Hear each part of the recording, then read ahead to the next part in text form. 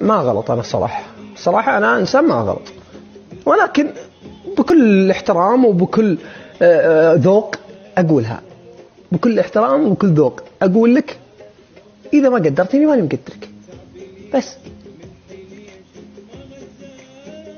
وانت شوفوا المشكلة انكم انتم شاهدين، جمهوري شاهد يدري اني انا اول من راح البرنامج ذاك، صح ولا لا؟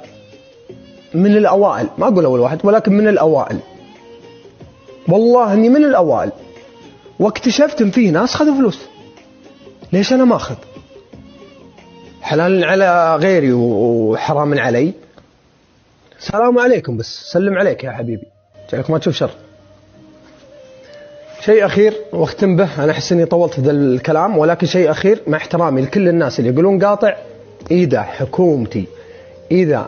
الحكومة والقيادة الرشيدة الله يطول بأعمارهم قالوا خلاص حضرنا البرنامج، أو قالوا بصيغة الأمر اقطعوا البرنامج أو احضروا البرنامج أو قاطعوا البرنامج يا المشاهير، على الحرام من عيني هذه قبل هذه، وعلى خشمي وعلى عيني اليمين وعلى عيني اليسار إني لقاطعه ودز أمها التيك توك والله، وأنتم تعرفون.